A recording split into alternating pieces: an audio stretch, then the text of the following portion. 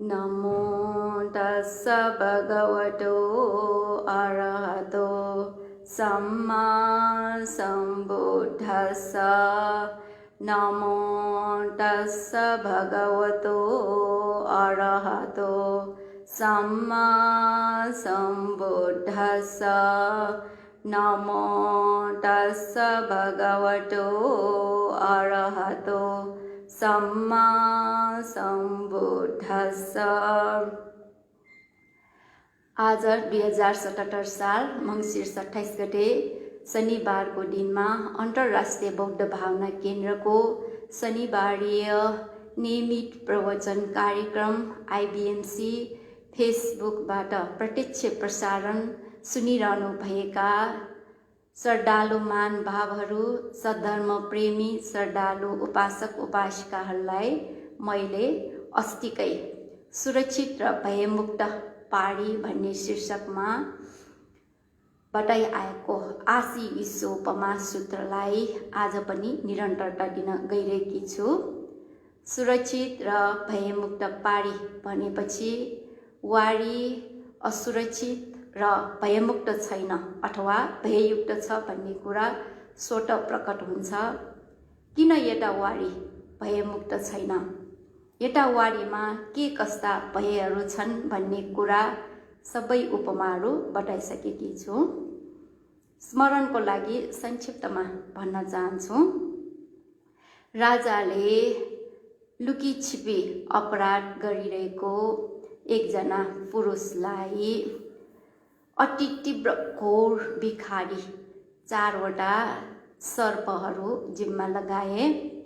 यी सर्पहरूलाई समय समयमा खुवाउनु पिलाउनु, त्यस्तै नुहाउनु बिउजाउनु सुताउनु भनेर सर्पपालक दर्जा दिएर 4वटा सर्प जिम्मा लगाइदिए।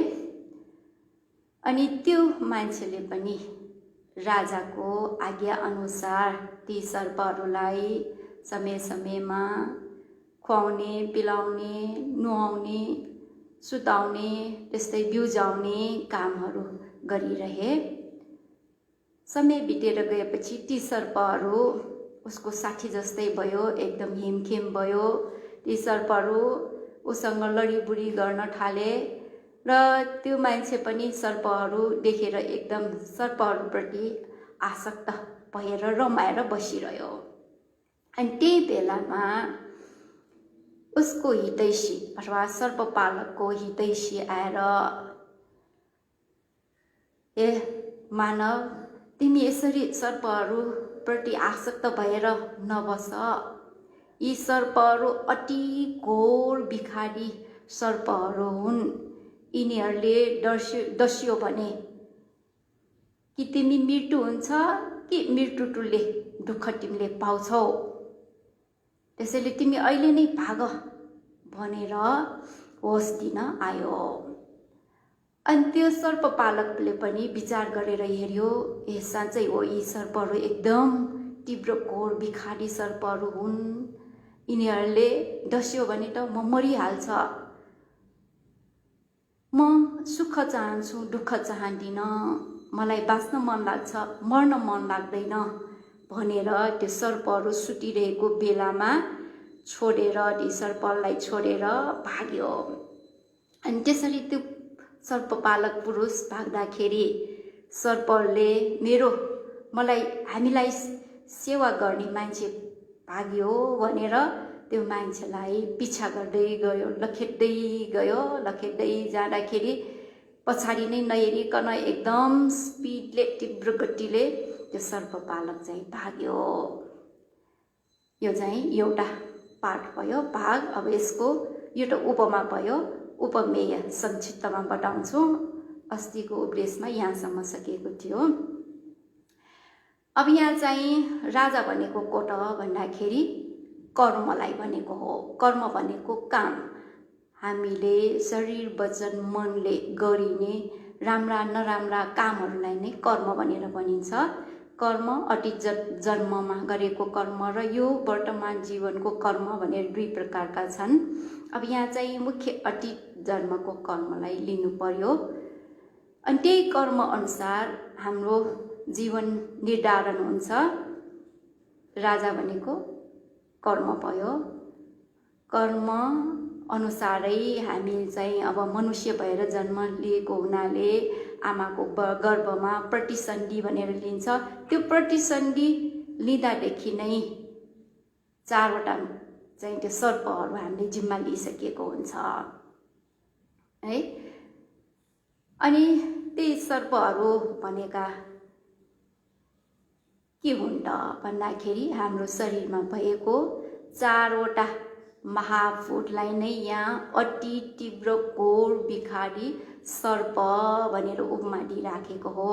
यो सूत्रको नाम आशी विश्वोपमा सूत्र। अति तीव्र घोर विखारी सर्प उपमा भएको सूत्र भनेर यो पहिलो उपमालाई लिएर नाम दिइराखेको हो। अनि यसरी चाहिँ यो हैन 4वटा महाभूत भनेकै विखारी 4वटा सर्पहरू हाम्रो शरीरलाई हेर्दै गयो भने कुनै पनि भाग यो 4वटा महाभूतबाट अलग भएको छैन।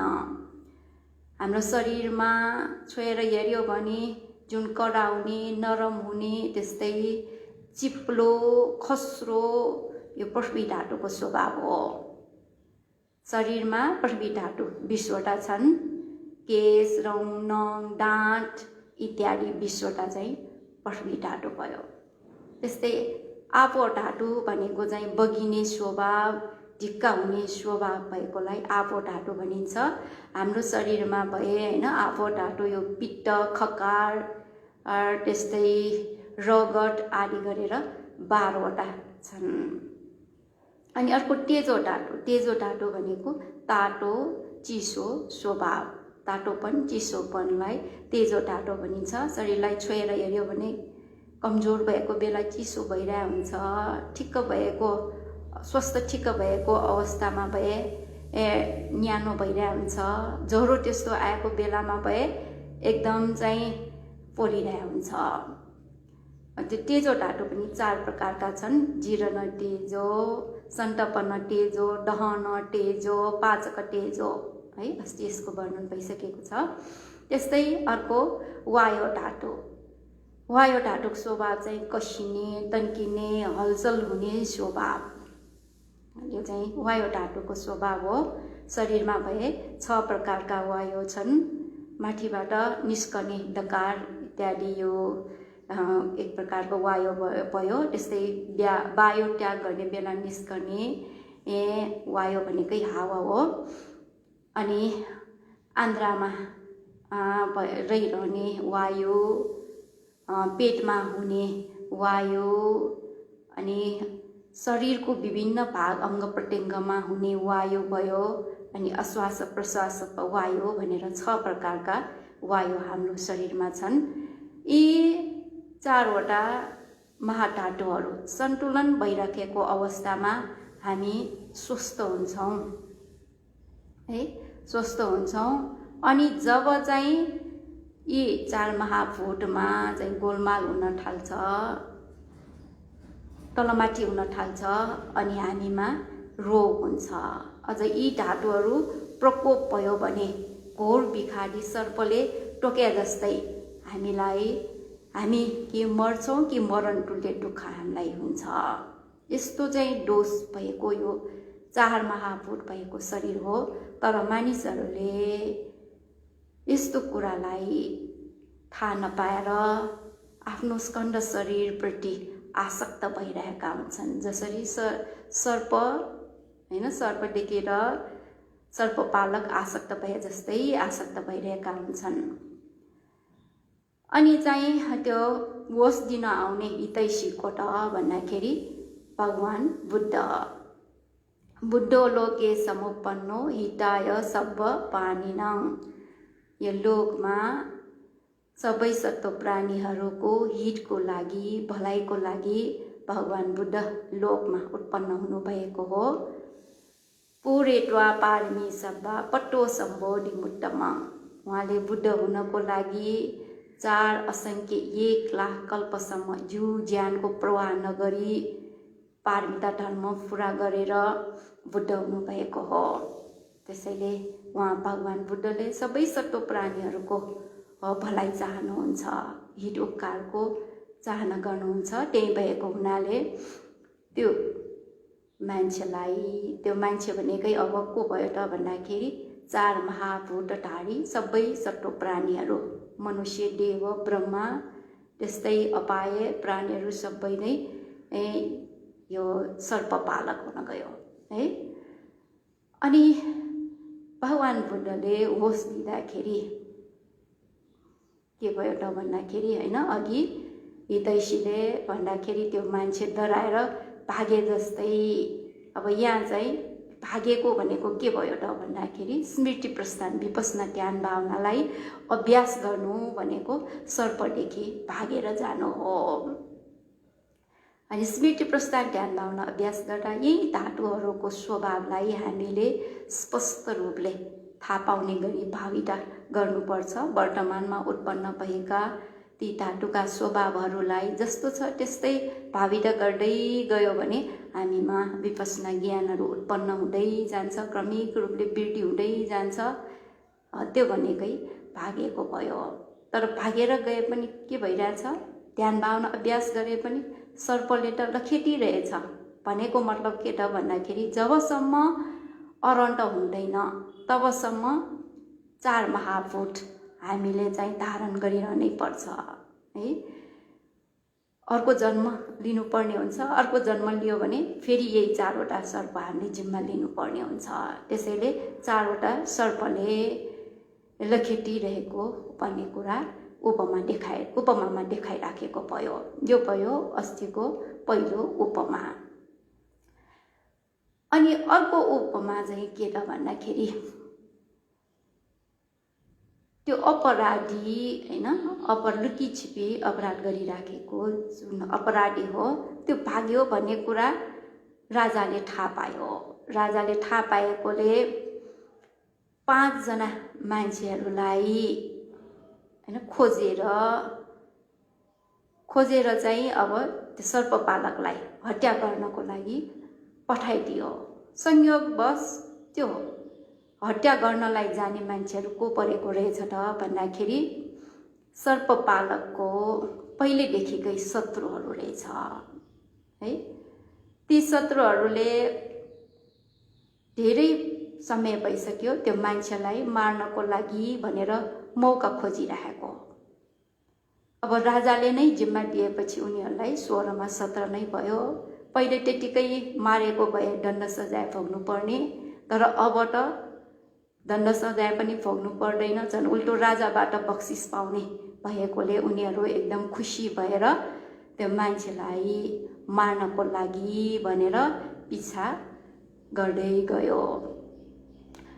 अनि त्यस्तो पिछा गरेको कुरा हितैषीले अहिले तिमीलाई 4वटा सर्पले मात्र लखेटिरहेको होइन, पिछा गरिरहेको होइन, अहिले त 5 जना है हत्यारा, पहिलेका तिम्रा शत्रु हत्याराहरूले पनि लखेटिरहेका छन्।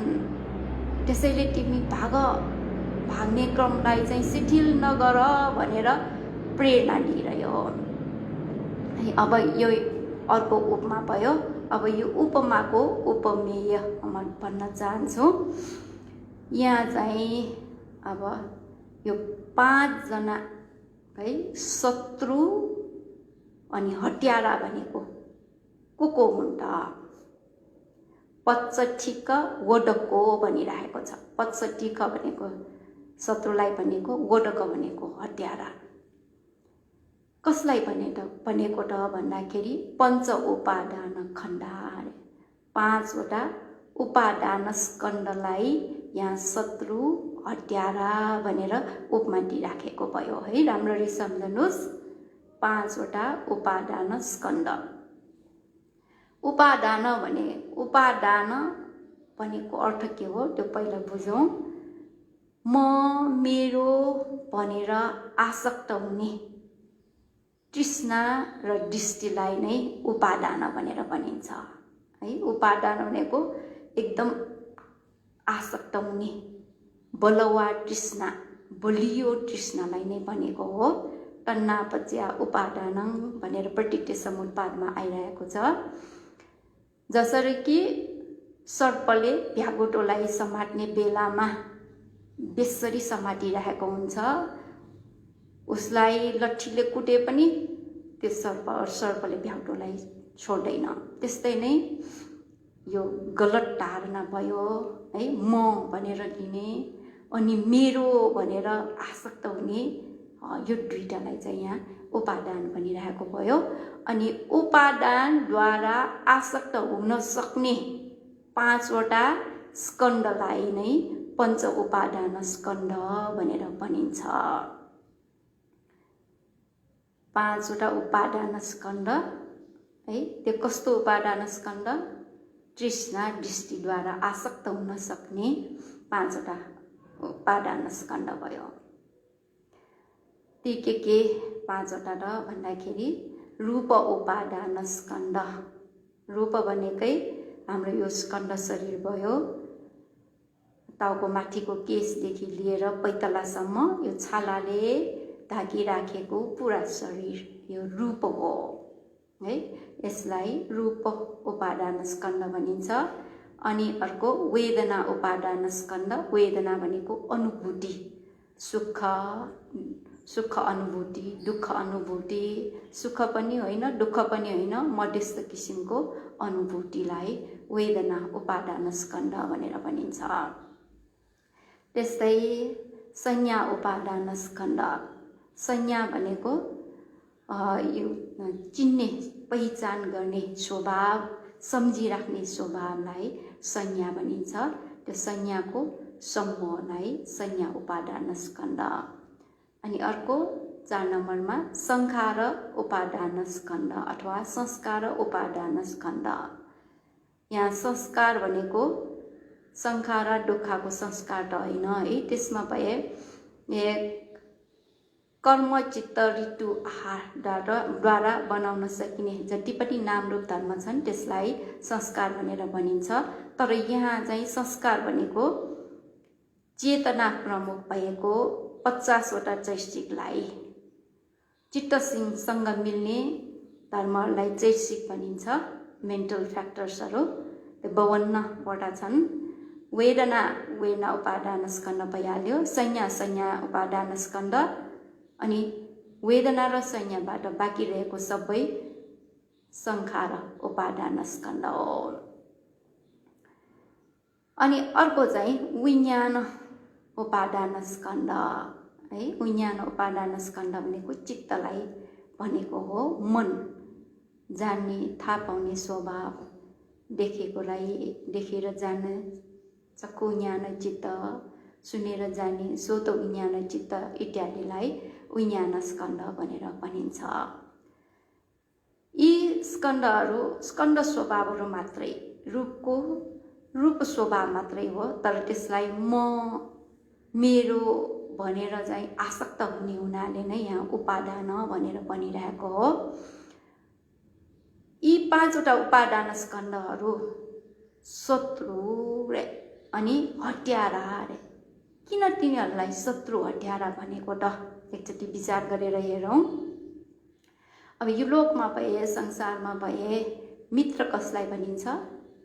मित्र जसले आफूले भनेको कुरा मान्छ है, आफ्नो इच्छा अनुसार काम गर्छ, जहिले पनि आफ्नो चाहिँ भलो चिताउँछ। मित्र भन्नेले कहिले पनि दुःख कष्ट शास्ति गर्दैन। शत्रुले त्यसको ठ्याक्कै विपरीत अभलो चिताउँछ, आफूले भनेको कुरा मान्दैन, चाहना विपरीत गर्छ, कुनै न कुनै तवरले दुःख दिइरहेकै हुन्छ, त्यस्तोलाई शत्रु भनिन्छ। अब यी 5वटा स्कन्धहरू कसरी शत्रु हुन् त?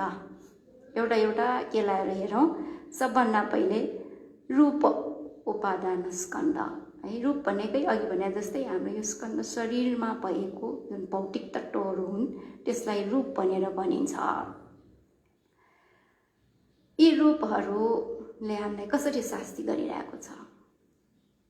हामी सधैँ हाम्रो रूप कलिलो होस्, नरम कोमल होस् भन्ने हामी चाहन्छौँ।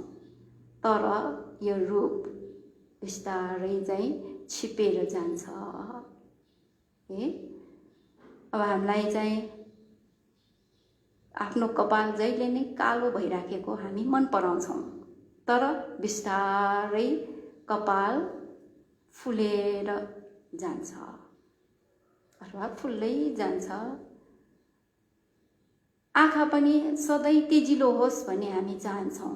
तर बिस्तारै धमिलो हुँदै जान्छ। यो के भयो? आफ्नो चाहना विपरीत भएर गएको भएन?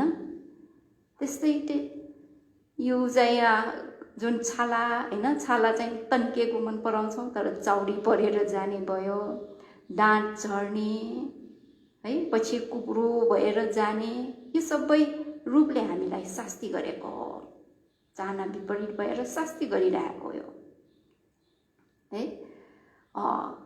अरू पनि अब भन्यो भने धेरै कुराहरू यहाँ लामो भन्नु छ, र यति भन्यो भने तपाईहरूले बुझ्नुभयो होला। अनि अर्को चाहिँ के त भन्दाखेरि यो रूप भएको कारणले यसरी भएर गएको होइन, यो शास्ति गरेको भयो।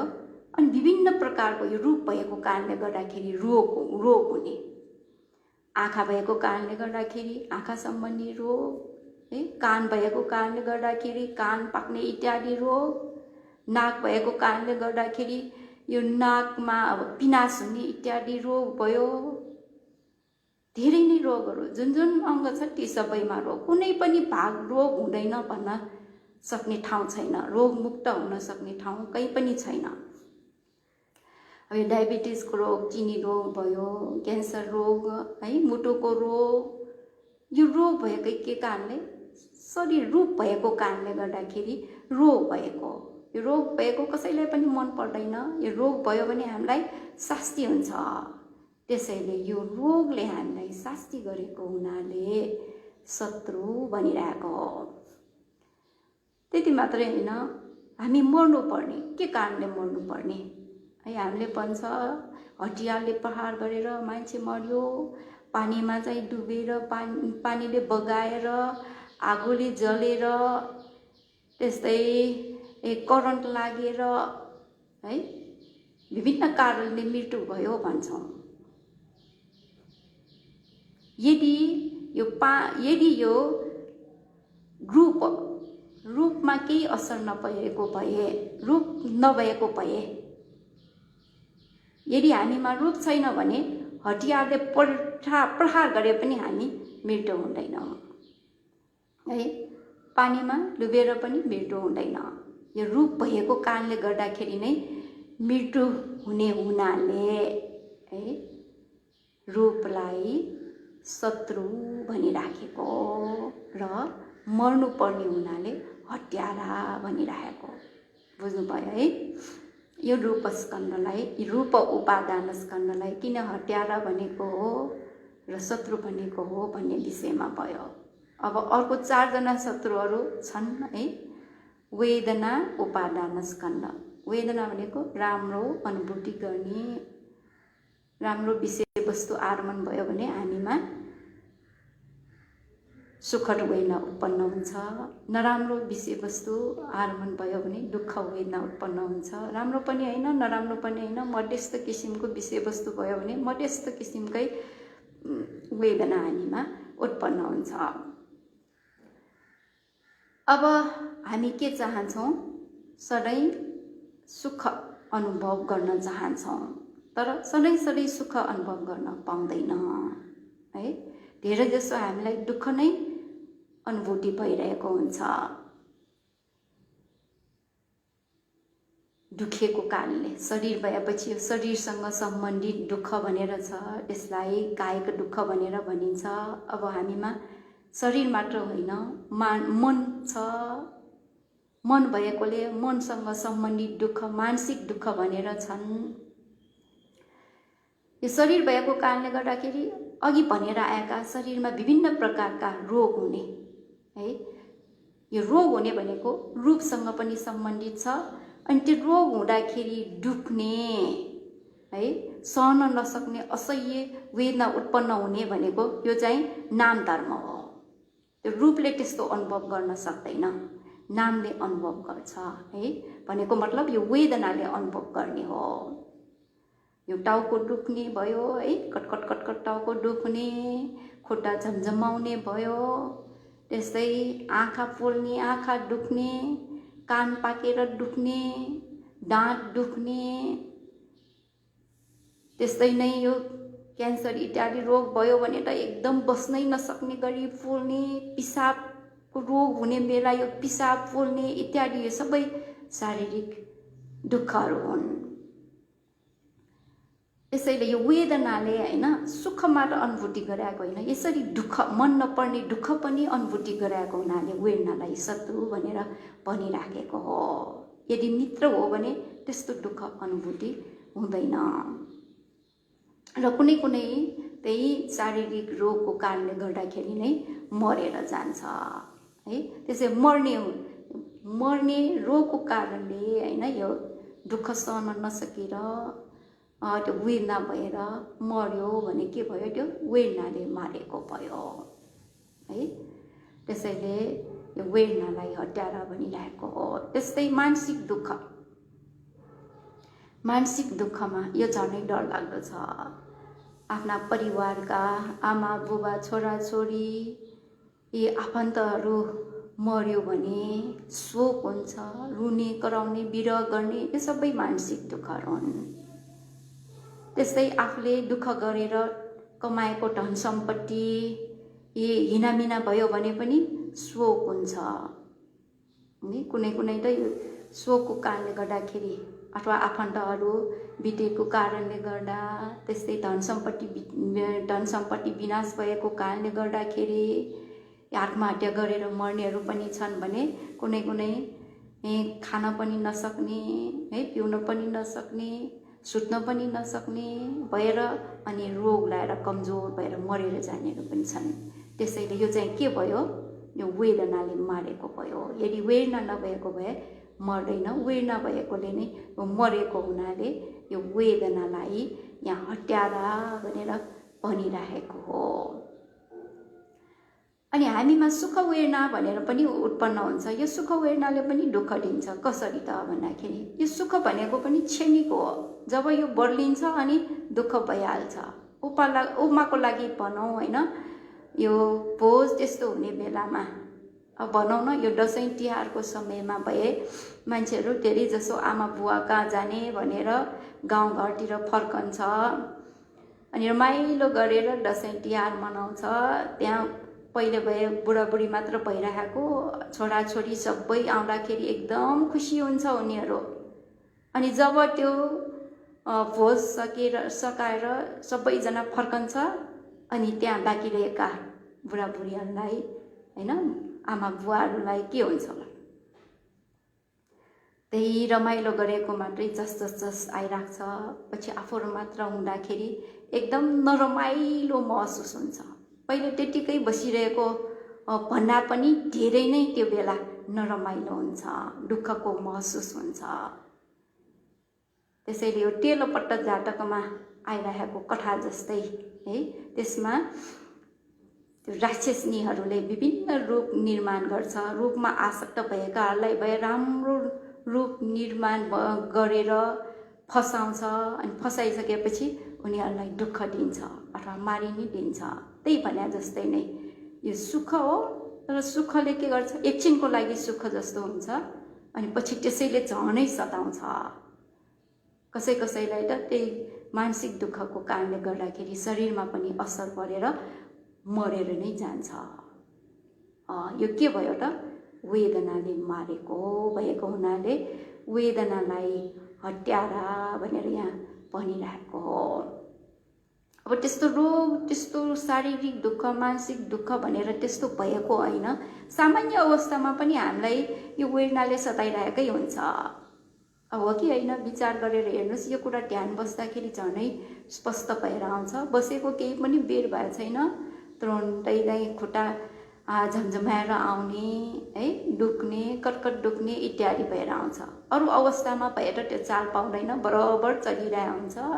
खुट्टालाई यता पल्टायो उता पल्टायो, बसेर चाहिँ थाकेर आयो भने उभिदियो हिलडुल गर्यो इत्यादि गरिरहने हुनाले त्यो चाल पाउँदैन। यस्तो किसिमले चाहिँ वेदनाले हामीलाई सताइरहने हुनाले हैन यो वेदनालाई शत्रु भनेर भनिराखेको हो। यो भयो दोस्रो वेदना उपादान स्कन्ध। अब तेस्रो है, तेस्रो चाहिँ के त भन्दाखेरि संज्ञा उपादान स्कन्ध। संज्ञा भनेकै के? चिन्ने पहिचान गर्ने स्वभाव अथवा सम्झिराख्ने स्वभाव। संज्ञाले पहिला पहिचान गर्छ, त्यसलाई त्यो विषयवस्तु आरम्भलाई चिन्छ अनि चिनिसकेपछि त्यसलाई सम्झिराख्छ। अब भनौँ कि एकजना मान्छे हामीले देख्यो होइन, एकजना मान्छे कहिले पनि नदेखेको नयाँ मान्छेलाई देख्यो भने हामीले उसलाई हेर्छ, फल्नाको नाम यो भनेर सम्झ्यो। सम्झिसकेपछि यो मान्छे अग्लो हो कि होचो हो कि गोरो हो कि कालो हो कि होइन दुब्लो हो कि मोटो हो भनेर हामीले त्यसलाई चिन्ने कोसिस गर्छ अनि चिनेर सम्झिराख्छ। पछि देख्ने बेलामा यो त फल्ना मान्छे रहेछ भनेर हामी त्यो बेला चिन्छौँ सम्झन्छौँ। त्यस्तोलाई संज्ञा भनेर भनिन्छ है। अब यहाँ पनि हेर्नुहोस् त, यो संज्ञाले हामीलाई कसरी शास्ति गर्छ, दुःख दिन्छ भन्दाखेरि कहिलेकाहीँ कुनै कुनै अब राम्रो कुराहरूलाई चिनिराख्यो सम्झिराख्यो यो राम्रै भयो, तर त्यस्तो होइन आफूले बिर्सन खोजे पनि त्यो सम्झिराख्ने। अब उपमाको लागि कस्तो भन्दाखेरि कुनै प्रकारको दुर्घटना भएको आफूले होइन आफ्नै आँखाले प्रत्यक्ष देखेको छ भने होइन त्यो दुर्घटनालाई चाहिँ एकजना मान्छेलाई यो गाडीले किचेको त्यो विभत्स दृश्य त्यस्तो देखेको छ भने यो संज्ञाले त्यसलाई होइन त्यो चाहिँ त्यस्तो भएको हो भनेर फोटो खिचाए जस्तै खिचिराख्छ अनि त्यही सम्झने, त्यही सम्झेको कारणले गर्दाखेरि खाना खाँदाखेरि पनि त्यही याद आउने सम्झिने, त्यही खाना खान मन नपर्ने। यो के भयो? संज्ञाले दुःख दिएको। सुत्छु भनेर हेर्दाखेरि होइन सुत्न खोज्दाखेरि त्यही दृश्य याद आउने, संज्ञाले शास्ति गरेको हो भन्छ। अब अस्ति 2072 सालको भूकम्पलाई नै हामीले एकचोटि सम्झौँ त है। पहिले भूकम्प आउँदाखेरि के भएको थियो? एकदम हल्ल्या थियो होइन, घरहरूको आकार प्रकारै नहुने हुने गरी कोठा भयो के आकार हुन गयो त्यस हल्लिँदाखेरि। अहिले त्यो सम्झ्यो भने सिरिङ सिरिङ झिरिङ झिरिङ भएर आउँछ है। संज्ञाले त्यसलाई फोटो खिचे जस्तै त्यसलाई खिचिरहेछ, रिकर्ड गरिरहेछ अनि त्यस्तो भएकोले हुन गएको। अझ त त्यो भूकम्प आएको बेलामा त्यसमा पोरेर होइन बाँचेर आएका भए त्यसलाई खिचेर अनि चाहिँ उडार गरेको कारणले बाँचेर आएकाहरू भएर झन् तिनीहरू त झनै डराउँछ। खालि गाडी गुडिएको कारणले घर हल्लिए पनि भूकम्प आयो भनेर दौडेर भाग्छ है। यो संज्ञाले शास्ति गरेको। अगुल्टाले हानेको कुकुर बिजुलीदेखि डराउँछ भने जस्तै है। केही भयो कि उनीहरू एकदम डराउने गर्छ र कोही कोही भएर सुतिरहेकै बेलामा त्यो फोटो जस्तै देखेर आउने हुनाले चिच्चाएर बिउजने है, त्यस्तो हुन्छ। यो भयो संज्ञाले शास्ति गरेको तरिकाहरू। त्यस्तै अरू दुर्घटनामा परेकाहरू भए पनि त्यो बिर्सनलाई खोज्छ तर बिर्सनै नसक्ने है, दिगदारै हुने। कोही कोही त दिक्कै भएर यो पागल जस्तै भएर जानेहरू पनि छन्, कोही त मरेर जाने पनि छन्। संज्ञाले गर्दा शरीरमा पनि असर पर्न जान्छ र मर्छ। त्यसैले संज्ञाले शास्ति गर्ने हुनाले है सम्झन मन नलागेको कुरा बिर्सन खोजेको कुरालाई पनि त्यो सम्झिराख्नेले त्यो शास्ति गरेको भयो सम्झिरहनाले। अनि अर्को त्यसकै कारणले मृत्यु पनि हुन सक्ने हुनाले यो संज्ञालाई हत्यारा पनि भनिराखेको हो। अनि अर्को चौथो चाहिँ संस्कार उपादान स्कन्ध है। संस्कार उपादान स्कन्ध भनेको हाम्रो यो शारीरिक क्रियाकलाप, वाचिक क्रियाकलाप र मानसिक क्रियाकलाप उत्पन्न गरिदिने धर्महरूलाई नै संस्कार भनेर भनिन्छ है। संस्कार स्कन्द। अब यसमा चाहिँ मुख्य चेतना हो। त्यसैले स्वतन्त्र देशना अनुसार भए चेतना एउटालाई मात्र संस्कार स्कन्द भनेर देखाइरहेको छ भने अनि अभिधर्म देशना अनुसार वेदना र संज्ञा बाहेक 50वटा चैसिकलाई नै संस्कार स्कन्द भनेर देखाइराखेको छ। तर ती सबैमध्ये चेतना चाहिँ प्रमुख हो। चेतनाले धेरै प्रयत्न गर्छ, अरूले चाहिँ थोरै। उदाहरणको लागि एउटा सङ्घ संस्थामा भए सबभन्दा सक्रिय हुनुपर्ने, एक्टिभ हुनुपर्नेको सचिव। सचिवले आफ्नो काम पनि गर्नुपर्छ, अरूलाई पनि, अध्यक्षलाई पनि हाम्रो यस्तो अवस्था छ भनेर बुझाउनुपर्छ भने सदस्यहरूलाई पनि जिम्मा दिनुपर्छ, यो गर त्यो गर भनेर जिम्मा दिइरहनुपर्छ। आफ्नो काम पनि छ, अरूलाई पनि अर्याउने पर्याउने त्यो गरिरहनुपर्छ। दोहोरो भूमिका निभाउनुपर्छ भन्नु पर्यो है, डबल रोल खेल्नुपर्छ। त्यही भने जस्तै संस्कार यो प्रेरणा दिने स्वभाव भएको है चेतनाले पनि त्यस्तै गरिरहेको हुन्छ। त्यसैले भगवान बुद्धले चेतनाहं भिक्खवे कम्मं वदामि भनेर आज्ञाउनु भएको हो। यो चेतनाले प्रेरित गर्ने भएकोले शरीर वचन मनले काम कुरा विचार गर्ने हुनाले चेतनालाई कर्म भनेको हो। अब त्यो नराम्रो चेतना भनेको राम्रो चेतना पनि छ, नराम्रो चेतना पनि छ। कुनै मान्छेलाई मार्यो भने हैन, मार्यो, त्यो मार्ने बेलामा पनि यो चेतनाको ठुलो भूमिका छ। त्यो सक्रिय हुन्छ। त्यो सक्रिय भएको कारणले गर्दाखेरि अनि त्यसको प्रभाव शरीरमा पर्न जाने हुनाले वायु ढाडो कम्प भएर आउँछ। अनि वायु ढाडो कम्प हुने बेलामा अनि यो शरीर चलेर आउँछ है। कुनै मान्छेलाई मर्न लागेको बेलामा पहिले के हुन्छ, मनमा द्वेष उत्पन्न हुने है। त्यो द्वेष मूल चित्त पनि हुन्छ। त्यो द्वेष मूल चित्तमा चेतना पनि मिल्छ। त्यो चेतना प्रबल हुने हुनाले अनि यो शरीरको अङ्ग मङ्गानो सारी भन्ने यो अङ्ग प्रत्यङ्गमा चाहिँ भइरहेको जुन वायु हो, हावा हो, अनि त्यसले चाहिँ अनि के गर्छ, प्रहार गर्ने। आफ्नो हातमा हतियार छ भने हातमा भएको हतियारले प्रहार गरेर मारिदिन्छ त्यस्तो। अनि यसमा चाहिँ के भयो त भन्दाखेरि यसलाई ग्रन्थको भाषाले भन्ने हो भने वोदक चेतना है, वोदक चेतनाले युक्त भएको द्वेषमूल चित्तले मारेको भन्छ त्यसलाई। वोदक चेतना है, चेतनाको नाम वोदक, मार्ने चेतना भयो। त्यसले युक्त भएको द्वेषमूल चित्तले त्यो मारेको हुन जान्छ।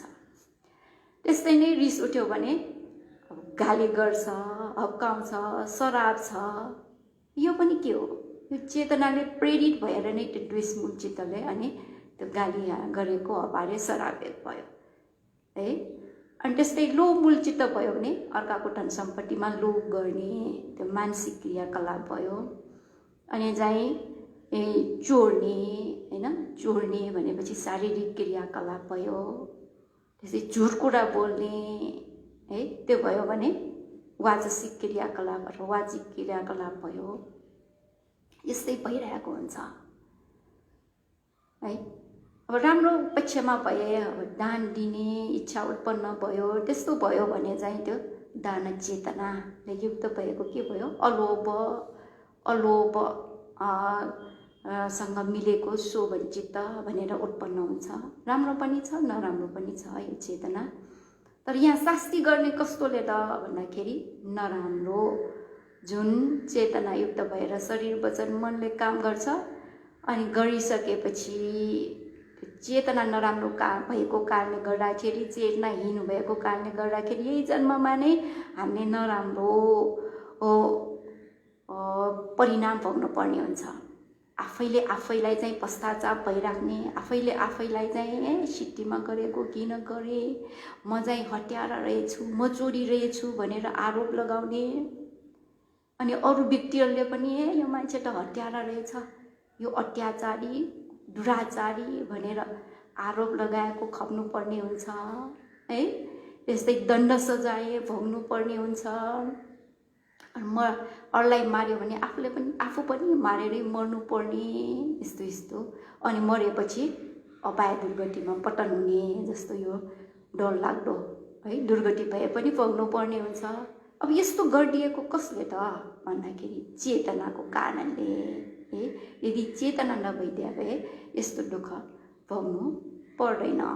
अब यो भयो दुश्चरित्र पाप कर्म गरेकोले होइन भयो। अरू अरू कार्यहरूमा पनि त्यस्तै भनौँ कि उपमाको लागि मिटिङ भएछ होइन। मिटिङमा चाहिँ आफूले भनेको कुरा अरूले चाहिँ त्यति वास्ता गरेन भने ठुल्ठुलो स्वरले कराउने, टेबल ठटाएर चाहिँ होइन टेबल ठटाएर कराउने त्यस्तो गर्यो। अनि त्यो गर्यो सकेर गयो। तर पछि आएर ओहो मैले सिद्धिमा त्यसरी ठुल्ठुलो स्वरले किन कराएँ होला है, किन टेबल ठटाएँ होला, हेर मैले सिद्धिमा गरेको है, मेरो कस्तो नराम्रो भयो, अरूले मलाई कस्तो नराम्रो सोच्यो होला भनेर मनमा त्यो आइरहन्छ नि। आफ्नो जुन क्रियाकलाप हो गरेको त्यो चेतनाले युक्त भएर गरेको क्रियाकलाप हो त्यसले चाहिँ हामीलाई सताएको भयो। त्यस्तै कहिलेकाहीँ आफन्तहरू अथवा आफ्ना छिमेकीहरूसँग रिसको आवेगमा आएर होइन कराउने त्यस्तो गर्छ। अनि पछि आएर लजाइराख्नु पर्ने हुन्छ है, माफी माग्नु पर्ने अवस्था आउँछ। यो सबै त्यो यो चेतनाले सताएको अथवा शास्ति गरेको भन्छ। त्यसैले यो चेतना भनेको शत्रु है। अनि चेतनाको कारणले गर्दाखेरि पनि कुनैले अब ठुलो अपराध गरेको कारणले एकदम लज्जास्पद घटनाहरू गरेको कारणले त्यसलाई सम्झेर होइन त्यही आफूले गरेको नराम्रो क्रियाकलापलाई मात्रै केही मात्र मनमा आइरहेको कारणले गर्दाखेरि खान नसकेर, पिउन नसकेर, सुत्न नसकेर मर्नेहरू पनि छन्। यो चाहिँ के भयो, यो चेतनाले मारेको हो भनेर भनिन्छ।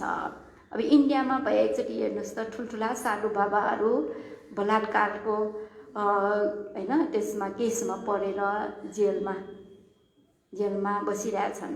यो आसाराम भन्छ के भन्छ राम रहिम भन्यो के भन्यो, यिनीहरू त एकदम धेरै अनुयायी भएकाहरू, करोडौँ अनुयायी भएकाहरू। तर यिनीहरूको यो चेतना हीन चेतनाले होइन गर्दाखेरि के भयो, हीन चेतनाको बसमा गएर अब त्यो बलात्कार जस्तो कृत्य गर्यो, अहिले आएर पछुताउँदैछ। त्यस्तै नेपालमा पनि अहिले त्यस्तै घटना घटिरहेछ है। रुँदै रुँदै माफी मागिरहेको त्यस्तो अब समाचारमा सुन्न आउँछ। यो भनेको के त भनेको यो संस्कार स्कन्धले शास्ति गरेको भनेर भनिन्छ यसलाई है। अनि अर्को विज्ञान स्कन्ध है, विज्ञान उपादान स्कन्ध। यो विज्ञान भनेकै चित्तलाई भनेको हो है। हामीमा भौतिक शरीर मात्र होइन, थाहा पाउने अब देख्ने, हामीले देखिरहेको किन आँखाले देखिरहेको हो, आँखाले देखेको होइन, आँखाको सहारा लिएर यो मनले देखेको हो, चक्षु विज्ञान चित्तले देखेको हो है। आँखा पनि नभइकन हुँदैन। यदि आँखा चाहिँदैन भने अन्धोहरूले पनि देख्नु पर्ने नि होइन। आँखाको आश्रय लिएर, सहारा लिएर, किन भन्दाखेरि विषयवस्तु आरम्भ त आँखामा, आँखा भनेर पुरा आँखा होइन, लेन्समा ठक्करखाना आउँछ। ठक्करखाना आएपछि अनि यो देखेर जान्ने चित्त उत्पन्न हुन्छ। अब यसमा पनि होइन कसरी शास्ति गर्छ त भन्दाखेरि हामीलाई हाम्रो स्वभाव अनुसार कस्तो राम्रो विषयवस्तुहरू हेर्न मन लाग्छ। तर यो चक्षु विज्ञान चित्तले होइन, चक्षु विज्ञान चित्तले के गर्यो, नराम्रो दृश्य पनि देख्ने होइन। त्यो गरेकै के हो, मन नपर्ने दृश्यहरू पनि हामीले देखिरहने, यो चक्षु विज्ञान चित्तले हामीलाई शास्ति गरेको भनिन्छ। त्यस्तै हामीलाई मधुर सुमधुर रमाइलो स्वरहरू सुन्न मन लाग्छ। तर कहिलेकाहीँ कडा आवाजहरू, गाली गरेको, हपारेको है, धम्की देखाएर बोलेको स्वरहरू सुनिरहनु पर्ने हुन्छ। आफूलाई नभए पनि अरू छिमेकीहरू त्यस्तै झगडा गरिराखेको, एक आपसमा चाहिँ वाकयुद्ध गरिरहेको है, त्यस्तो सुन्नुपर्ने। र रातिको समयमा भए जडियाहरू होइन यो रक्सी खाएर एकदम मातेर ठुल्ठुलो स्वरले सुन्नै नसक्ने गरिकन कराइराखेको स्वर त्यो सुन्नुपर्ने त्यो के हो र भन्दाखेरि सोट विज्ञान चित्तले शास्ति गरेको हो भनिन्छ त्यसलाई। त्यस्तै घ्राण विज्ञान हामीलाई चाहिँ एकदम राम्रो सुगन्धित वास भएको फुलको वास, अटर होइन, त्यस्तै धुपहरूको वास मनपर्छ। तर कहीँकाहीँ चर्पी गनाउने त्यस्तो गर्न पनि सुगिरहनु पर्ने, नदीको दुर्गन्धहरू सुगिरहनु पर्ने त्यो घ्राण विज्ञानले हामीलाई शास्ति गरेको भनिन्छ। त्यस्तै जिब्रो भए स्वादयुक्त खानेकुरा खाने हाम्रो चाहना हो, तर त्यसको चाहना विपरीत कहिलेकाहीँ तितो खानाको स्वाद थाहा पाइरहने है, आफूलाई मन नपर्ने स्वादहरू चाहिँ थाहा पाउने, त्यो चाहिँ जीवा विज्ञानले शास्ति गरेको भयो। हामीलाई नरम मुलायम त्यो चिजहरूलाई स्पर्श गर्न मन लाग्छ, तर कहिलेकाहीँ चाहिँ खस्रो है, एकदम कडा त्यो चाहिँ छोएको थाहा पाउने होइन, त्यो भनेको चाहिँ के भयो, काय विज्ञान चित्तले हामीलाई शास्ति गरेको भयो। यसरी अनि त्यति मात्रै होइन, मनले जुन विचार कल्पना चिन्तना गर्ने, जुन कुरा कि हामीलाई चिन्तना गर्नै मन पर्दैन होइन, विचार गर्नै मन लाग्दैन, तैपनि त्यही विचारहरू फेरि फेरि आइराख्ने, मन नपर्ने विचारहरू बारम्बार आइराख्ने है, आइरहने, त्यो भनेको के त भन्दाखेरि यो मनोविज्ञान चित्तले शास्ति गरेको हो भनिन्छ। र अनि चाहिँ यो चित्त है, चित्तलाई हत्यारा पनि त भनिरहेको छ नि होइन। अघि भनेको जुन यो शोक हुने, रुने, कराउने, विरह गर्ने, यसमा चाहिँ वेदना मात्र अलग्ग उत्पन्न हुँदैन, त्यो चित्तसँगै उत्पन्न हुन्छ। तर चाहिँ चित्त के भयो, चित्त चाहिँ प्रधान छ, चित्त मुख्य हो। चित्त सँगै चाहिँ मिलेर ती वेदना भइरहने हुनाले जुन वेदना स्कन्ध भने, अनि संज्ञा भने, संस्कार भने, त्यो सबै चित्तसँगै मिलेर काम गर्ने भयो। चित्त चाहिँ राजा जस्तै भयो होइन, चित्त राजा जस्तो भयो होइन। अनि यो जुन अघि भनेको चेतना चाहिँ सचिव भनेर भने नि मैले होइन, त्यस्तै नै यो अरू अरू चैसिकहरू पनि त्यहाँ सदस्यहरू जस्तै भइदिन्छ। त्यसैले यो चित्तले मर्ने बेलामा भौतिक शरीर रूप मात्र मर्ने होइन, उसको साथै नाम धर्म पनि मर्छ। अलिकति यहाँ व्याख्या गर्न चाहन्छु। यदि रूप मात्र मर्ने हो भने होइन, यो ढुङ्गा भयो, ढुङ्गालाई जति हिर्काऊ होइन, जति चाहिँ आगोले पोल, त्यसले केही चाहिँ महसुस गर्न सक्दैन उसलाई, किन त्यसमा चेतना छैन अथवा चित्त नाम धर्महरू त्यसमा छैन है।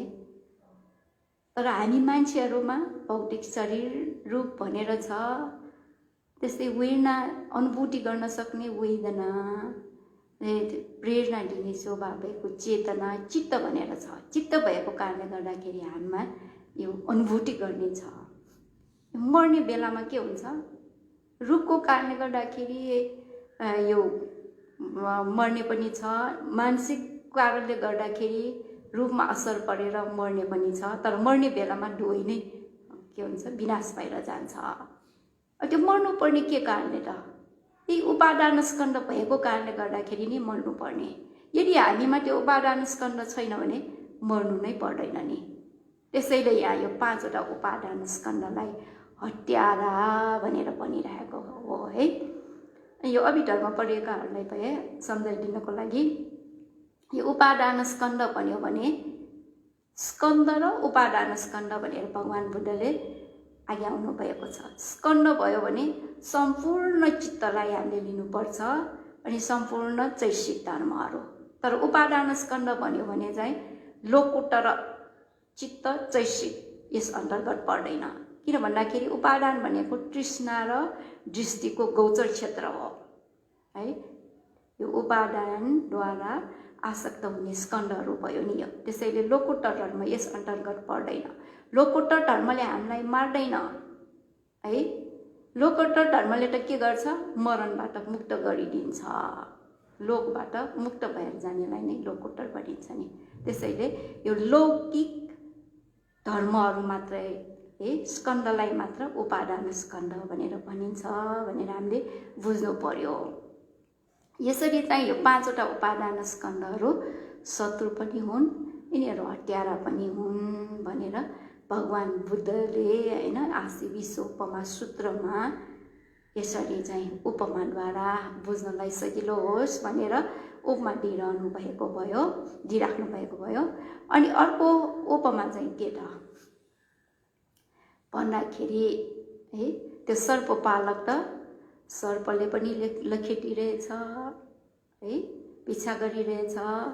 5 जना शत्रु हत्याराहरूले पनि उसलाई त लखेटिरहेछ। अनि राजालाई थाहा पायो कि त्यो मान्छेलाई हैन मार्न सकिरहेको छैन, त्यो त भागे भइरहेछ भन्ने कुरा थाहा पाएर अनि राजाले मन्त्री भाइ भारदारहरू सबैलाई बोलाएर अब के गर्नु पर्ला भनेर सल्लाह गरे। यो उपमाको कुरा है फेरि।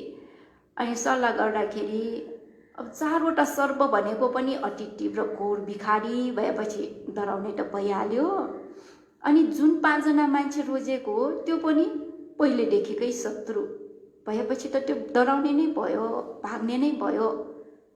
अब त्यस्तो होइन, उसको एकदम चाहिँ मिल्ने बच्चैदेखिको सानैदेखि सँगै खाने पिउने खेल्ने गरेको साथीलाई रोज्नु पर्यो भनेर अनि त्यो साथी चाहिँलाई हैन प्रलोभन देखाएर ल फल्ना चाहिँ सर्पपालकलाई पार्यो भने तिमीलाई यति बक्सिस दिन्छु भनेर फकाएपछि त अब त्यो धनको लोभले गर्दाखेरि नै आफ्नो मित्रलाई मार्नको लागि तयार भएर हतियार लिएर त्यो पनि त्यो सर्पपालकको पछि लागेछ। अब पछि लाग्नेहरू कतिजना भयो? 4वटा घोर भिखारी सर्पहरू, 5 जना शत्रु हत्याराहरू, 1 जना मित्र हत्यारा भन्नु पर्यो हैन। अनि त्यसरी चाहिँ त्यो पनि पिछा गरेको कुरा हितैषीले उसलाई याद दिलायो। अहिले तिमीलाई 4वटा सर्प मात्र होइन है, तिम्रो शत्रु हत्यारा 5 जना मात्र होइन, तिम्रो मित्र पनि शत्रुको रूप लिएर अहिले चाहिँ तिमीलाई मार्नको लागि आइरहेको छ। तिमी नरोक, तिमी यस्तै दौड्दै जाऊ, भाग भनेर प्रेरणा दिइरह्यो है। ल अब यसमा आयो उपमा के भयो? सानैदेखि मित्र रे, अहिले चाहिँ शत्रु रे। यसलाई राम्ररी बुझ्नु पर्यो। के भनेको त भन्दाखेरि यो मित्र शत्रु भनेको नन्दी रागलाई भनेको हो रे। नन्दी राग है, नन्दी राग राम्ररी सम्झनुहोस्। नन्दी राग भनेको मन पराउने, आसक्त हुने स्वभाव भनेपछि यो तृष्णालाई नै भनेको हो। तृष्णाको विभिन्न नाम छन्। चुल निर्देश महानिर्देशलाई हेऱ्यो भने यो तृष्णालाई 80वटा नाम दिइरहेको छ, 80 भन्दा पनि बढी छ। अब हामीहरूले प्रयोग गरे अनुसार तृष्णा भयो लोभ, प्रेम, काम हैन, जप्पा भनेर छ, अनुराग इत्यादि। अब यहाँ जप्पा भन्ने एउटा पनि यो तृष्णालाई भन्छ। तृष्णाको स्वभाव के त भन्दाखेरि चाहना गर्ने स्वभाव है, चाहना गर्ने स्वभाव, लोभ गर्ने स्वभाव। अनि आफूले जुन चाहना गरे हो त्यो चाहना गरेको प्राप्त नभएसम्म जप्पा भनेको जप गर्नेलाई भनेको है। जप गरे जस्तै त्यही हामीले चाहिँ दोहोऱ्याइरहेको हुन्छ नि जप गर्दाखेरि, मलाई यो चाहियो यो चाहियो चाहियो चाहियो चाहियो कि भइरहने। त्यही भएर कृष्णलाई जप पनि भनिरहेको हो है। अनि चाहना गर्छ, अनि चाहना गरेको जुन प्राप्त हुन्छ, प्राप्त गयो भने त्यसमा फेरि आसक्त हुने, यो नन्दी रागको स्वभाव भयो। अनि यो चाहिँ बच्चादेखिको साथी भनेको किन त भन्दाखेरि है, अघि उपादान स्कन्धमा पनि मैले एउटा चाहिँ छुट्यो। यो उपादान स्कन्ध भनेको पनि प्रतिसन्धि लिँदादेखि नै त्यो उपादान स्कन्ध सुरु भइसकेको हुन्छ।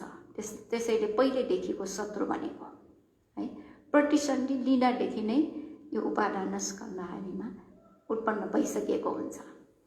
अब यहाँ पनि यो तृष्णा पनि यसोभन्दा पहिलो चित्तक्रममा नै यो तृष्णा उत्पन्न भइसकेको हुन्छ। अलिकति यो अभिधर्म पनि अभिधर्म बहुश्रुत भएकाले बुझ्छ होला, अरूलाई पनि यो यो बोधसुद बढाउनको लागि म भन्न चाहन्छु हाम्रो जीवनमा यो चित्तक्रम है अन्तिम चित्तक्रम कस्तो हुन्छ त त्यसलाई चुटी चित्तक्रम भनिन्छ।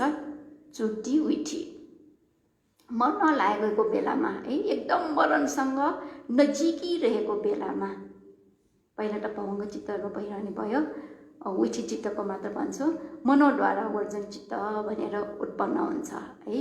यो विषयवस्तुलाई विचार गर्ने यो मनोद्वारा वर्जन मनोद्वारमा आएको विषयवस्तुलाई विचार गर्ने मनोद्वारा वर्जन चित्त भनेर हुन्छ। अनि त्यसपछि चाहिँ जवन चित्त भनेर कुशल अकुशल जवन यो मर्नासन्न अवस्थामा पुगेको हुनाले कमजोर हुने हुनाले 7 चोटि त्यो बेला चाहिँ उत्पन्न हुँदैन 5 चोटि मात्र उत्पन्न हुन्छ है। अनि त्यसपछि तदारम्न भनेर उत्पन्न हुन्छ। तदारम्न पछि चुटी है मरण हुने चित्त चुटी पछि तुरन्तै प्रतिसन्धि चित्त भनेर उत्पन्न हुन्छ। अनि प्रतिसन्धि चित्त पछि भवाङ्ग चित्त भनेर 15-16 चोटि उत्पन्न हुन्छ।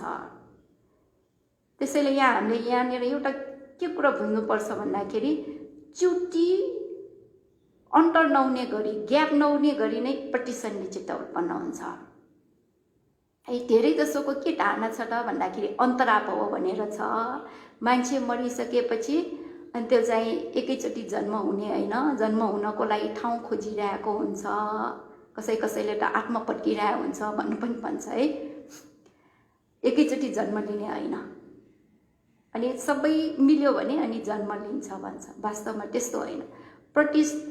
चुटी चित्त होइन चुटी चित्त पछि प्रतिसन्धि चित्त त्यसमा त्यो बीचमा कुनै पनि ग्याप छैन अन्तर छैन एकैचोटि प्रतिसन्धि लिन जान्छ। त्यसैले अन्तराप हो भनेको वास्तवमा छैन। अनि त्यो भयो होइन। त्यसपछि प्रतिसन्धि पछि सबभन्दा पहिले उत्पन्न हुने चित्तक्रम कस्तो त भन्दाखेरि होइन चित्तक्रममा अनि मनोद्वारा वर्जन चित्त भनेर उत्पन्न हुन्छ है। अनि त्यसपछि भवनिकन्टिक जवन भनेर 7 चोटि उत्पन्न हुन्छ। भवनिकन्टिक भनेर भवप्रति आसक्त हुने लोभलाई नै भनेको हो तृष्णालाई नै भनेको हो यो है। त्यो 7 चोटि उत्पन्न हुन्छ। त्यसपछि तदारम्न चित्त भनेर उत्पन्न हुन्छ। अब यहाँ जन्मको प्रतिसन्धिको सबभन्दा पहिले उत्पन्न हुने विधि क्रममा नै चित्तक्रममा नै यो मनोद्वारा वर्जनपछि यो लोभ चित्त भवप्रति आसक्त हुने लोभ उत्पन्न भएको हुन्छ है। भनेपछि यो के भयो त्यही भएर प्रतिसन्धि बस्न बित्तिकै उत्पन्न हुने चित्त भएको हुनाले चित्तसँग उत्पन्न हुने अब भवनिकन्टिक जवन भनेको चाहिँ यो लोभ जवन चित्त भयो है। लोभ भनेको तृष्णा नै हो। त्यो उत्पन्न हुने हुनाले यसलाई नै नन्दी राग भनेर पनि भनिन्छ। उत्पन्न हुने हुनाले नै हैन यसलाई सानैदेखिको मित्र भनेर दाजेर उपमामा यसरी देखाइएको हो है। ल अब प्रतिसन्धि लिएपछि जन्मेर अब बच्चालाई हैन बच्चा भएर आयो बच्चा जन्मेपछि पनि के हुन्छ बच्चालाई अनि आफन्तहरूले जन्मजातमै नै उसमा चाहिँ लोभ तृष्णा भइसकेको अनि पछि पनि त्यो बच्चालाई आँखा खोल्न सुरु गरेदेखि नै विभिन्न प्रकारको खेलौनाहरू देखाउँछ है। भ्यूको रूपमा लोभ भइसकेकोलाई राम्रो रातो चिजहरू देखाइदिँदा झनै त्यो लोभ चाहिँ अनि वृद्धि हुँदै जान्छ है। हाम्रो भन्ने चलन छ नि बिरालोलाई दुध साक्षी भन्छ हैन बिरालोलाई दुध साक्षी भने जस्तै अनि झनै तृष्णा वृद्धि भएर आउने है। बच्चालाई चाहिँ आमा चाहिँले गीत सुनाएर त्यस्तो गर्दाखेरि के भयो स्वरप्रति आसक्त हुने भयो। यस्तै किसिमले चाहिँ यो तृष्णा अनि बिस्तारै वृद्धि हुँदै जान्छ। गवङ्गो सिङ्गिनो सिङ्गङ रे जसरी जन्मजातले चाहिँ हैन गोरुहरूमा सिङ हुन्छ नि त्यो सिङ पछि बिस्तारै भइसके जस्तै झन्झन ठुल्ठुलो भएर जान्छ सिवाय त्यो सानो भएर जाँदैन घटेर जाँदैन। त्यही भने जस्तै मान्छेहरूमा पनि ढिलो तृष्णा है वैस धेरै भएर आयो भनेर घटिने होइन, त्यही अनुपातमा झन्झन झन्झन वृद्धि भएर आउँछ। यो लोभको स्वभाव भयो। अनि त्यो लोभलाई किन 60 भनिरहेको त है? भगवान बुद्धले ठाउँ ठाउँमा भनिराखेको छ, टन्ना डुटियो पुरिसो। डुटियो भनेको 60लाई भनेको तृष्णा 60 रे। अनि 60 भएको कारणले ढिगम दानङ संसारङ रे। अनि लामो समयसम्म संसारमा घुमिरहनु पर्ने हुन्छ अरे, तृष्णा 60 भएको कारणले गर्दाखेरि। तृष्णा चाहिँ 60 कसरी त भन्दाखेरि, यदि हामीमा होइन यो तृष्णा छैन भने हाम्रो जीवन कस्तो होला है? रुखा सुक्खा जस्तो होला कि नहोला? एकचोटि विचार गरेर हेर्नुहोस् है।